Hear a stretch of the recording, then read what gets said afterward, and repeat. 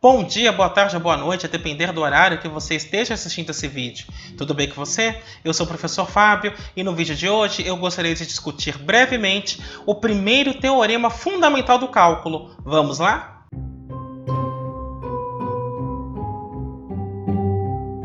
Antes de mais nada, eu vou pedir que você faça o já famoso cucocô, que é curtir, ou seja, deixa o seu like. Aproveita e faz isso agora que você já não esquece. Comenta, ou seja, utiliza a área dos comentários para continuar dialogando comigo, apresentando suas dúvidas ou mesmo apresentando sugestões de outros assuntos que você gostaria que fossem abordados neste canal. E, caso você goste desse vídeo, compartilhe com seus amigos, compartilhe com seus contatos, compartilhe com aquele seu amigo que esteja precisando de uma força em cálculo. Além disso, vou pedir para você clicar no sininho, se inscrever e ativar as notificações. Desta forma, toda vez que sair um vídeo novo, você será avisado. O objetivo desse vídeo, em particular, é apresentar um dos resultados mais importantes para o cálculo diferencial e integral. Por isso ele é chamado de Teorema Fundamental do Cálculo, e aqui eu vou apresentar o primeiro teorema fundamental do cálculo. Este teorema é muito importante porque ele consegue ligar derivada com integral, ao relacionar o cálculo da integral definida à antiderivada. Até antes desse teorema, a integral era definida em função de um limite. O grande problema é que não dá para ficar calculando o limite o tempo todo, considerando partições com normas indo para zero. Em casos mais simples, isso é fácil, mas existem casos um pouco mais elaborados e nem sempre vai ser possível utilizar limites. Então, este teorema é fundamental porque ele mostra que uma integral pode ser calculada em função da antiderivada do integrando, desde que essa antiderivada exista. Então, sem mais delongas, vamos partir para este teorema. O teorema diz o seguinte: se eu tenho uma função integrável no intervalo AB, e aqui eu estou trabalhando com funções reais de uma variável real, então eu tenho uma função que é integrável no intervalinho fechado AB. F é uma primitiva dessa f pequena. Ainda essa primitiva dentro do mesmo intervalo AB. Então, a integral de A até B da f de x dx é calcular a primitiva no ponto B menos a primitiva no ponto A. Como é que se demonstra esse tipo de coisa? Então, vamos começar a fazer a demonstração. Para isso, eu vou pegar P e vou indicar aqui como sendo A igual a x0, menor que x1, menor, e vou embora até chegar no último ponto xn, que é igual a b. Então, este P, na realidade, é uma partição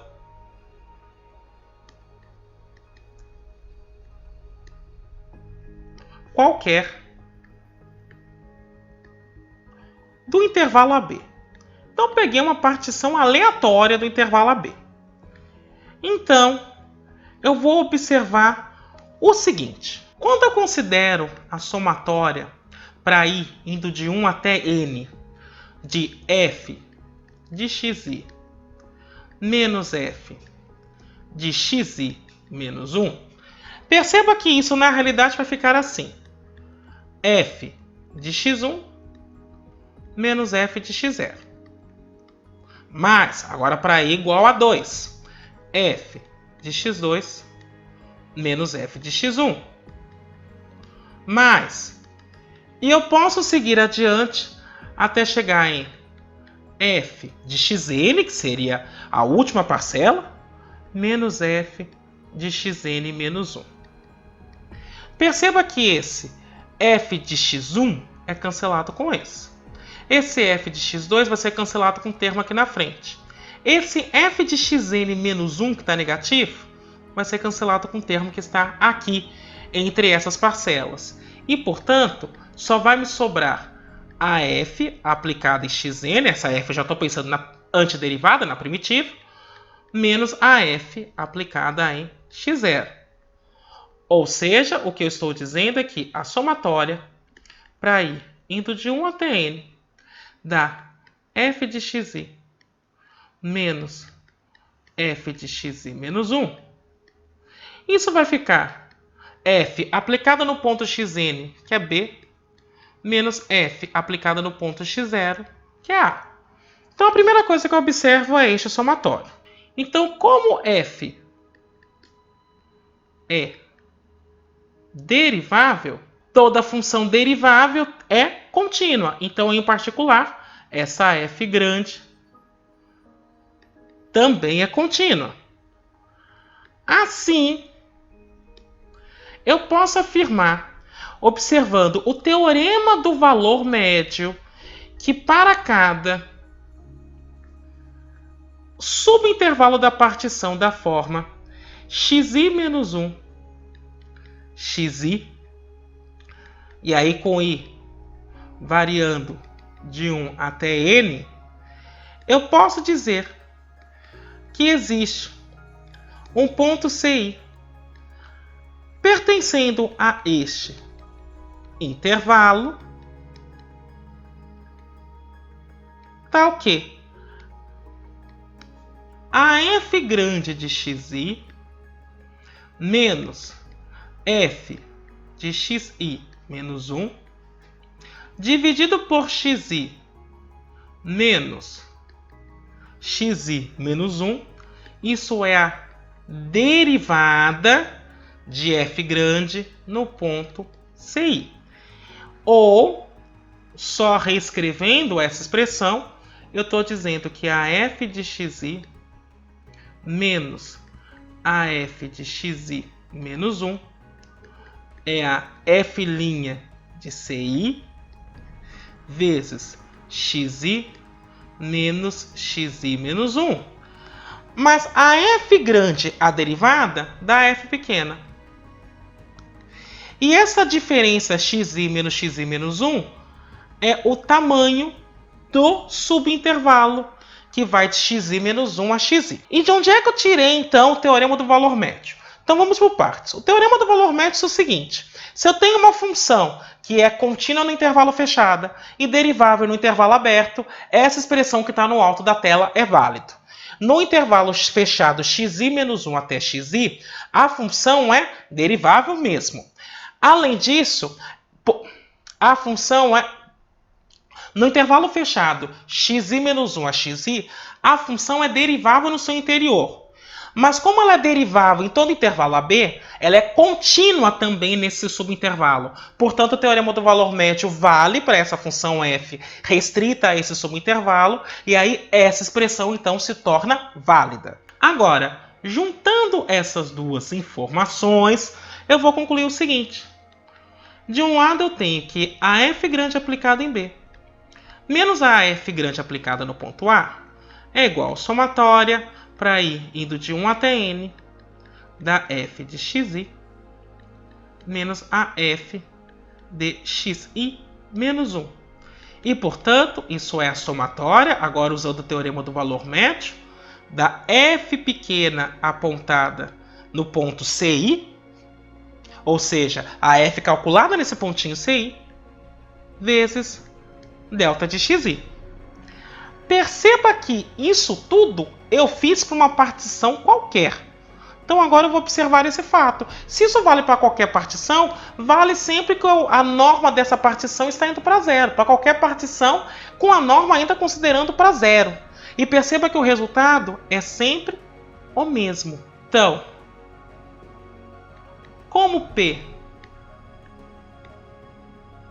é qualquer, o que eu estou observando é que quando eu calculo o limite com a norma das partições indo para zero, e porque afinal isso vale para qualquer partição do intervalo AB, independentemente de qual partição eu esteja tomando, o resultado é sempre o mesmo.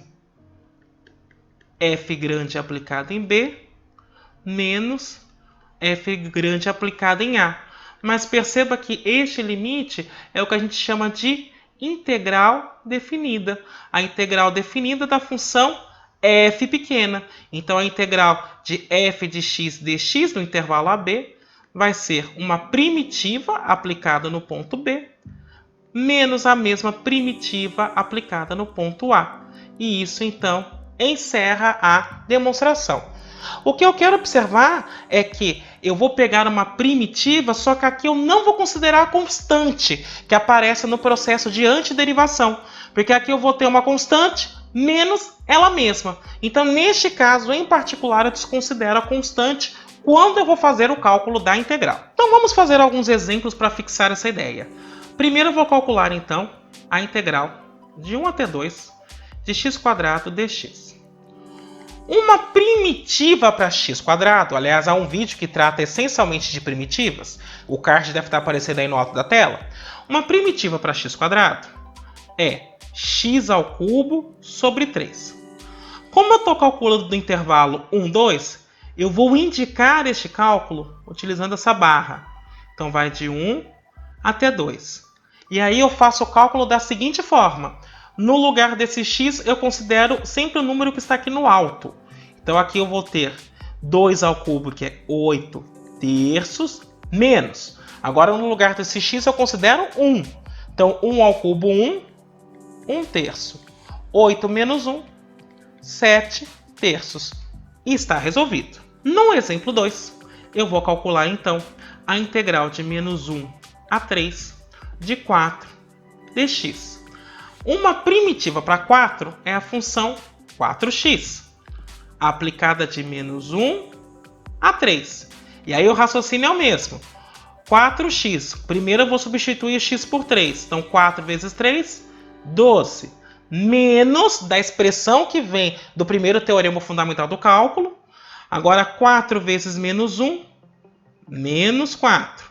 Menos com menos mais, 12 mais 4, 16. E está resolvido. No exemplo 3, eu vou calcular essa integral. É a integral de 0 até 2 da função x³ mais 3x menos 1. Uma coisa que eu quero observar é que a integral de uma soma é a soma das integrais. Então, vou pegar primitivas para cada uma dessas funções em separado, observando onde tem a soma e onde tem a diferença. Então, veja, a primitiva de x³ é x² sobre 4, mais 3 vezes x, uma primitiva para 3x é 3x² sobre 2, menos x.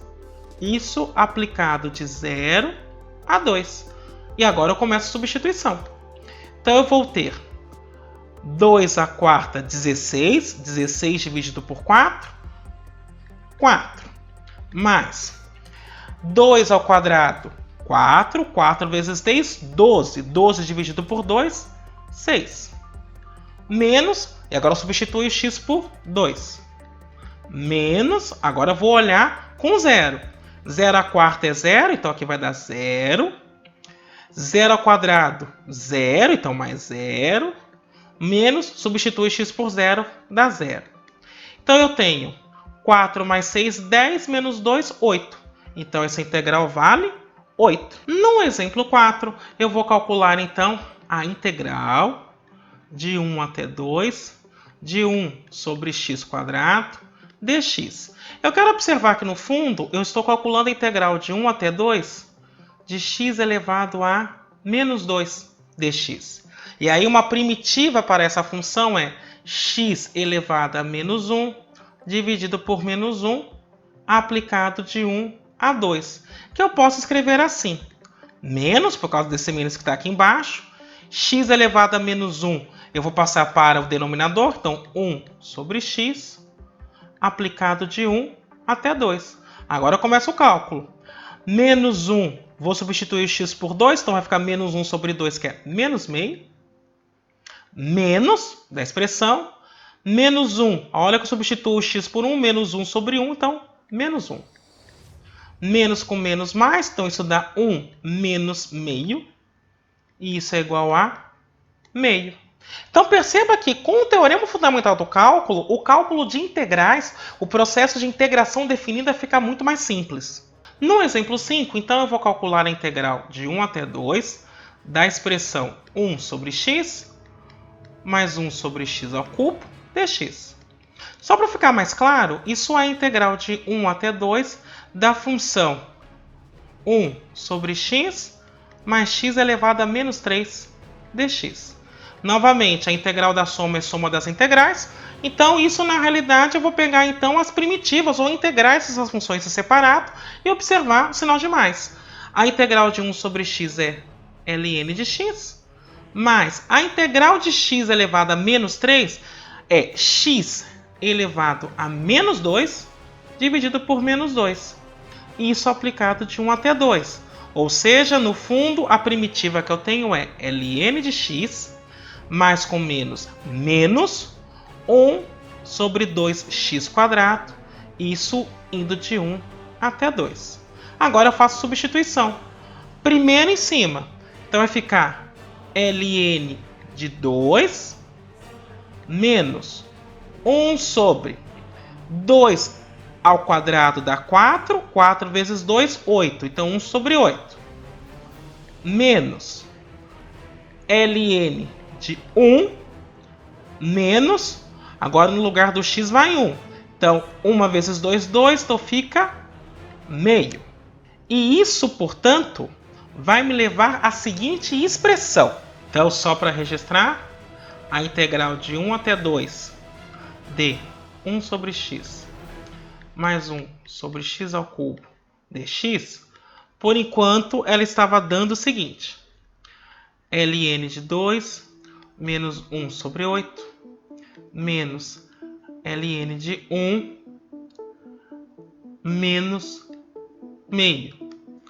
Ln de 1 é 0, então vai ficar ln de 2 menos 1 sobre 8 menos 0, menos com menos, mais meio. E agora então eu vou calcular numa fração só utilizando MMC. Então dá 8. 8 dividido por 1, 8 vezes ln de 2, 8 ln de 2. Menos 8 dividido por 8, 1 vezes 1, 1. Mais 8 dividido por 2, 4 vezes 1, 4. E, portanto, eu tenho o seguinte: 4 menos 1 é 3. Então eu tenho 3 mais 8 ln de 2. Tudo isso dividido por 8. Está integrado. No exemplo 6, eu vou calcular então a integral de 0 a π sobre 8 de seno de 2x. Então deixe-me registrar aqui a expressão que eu desejo calcular. Seno de 2x dx. Uma primitiva para seno de 2x é menos meio do cosseno de 2x.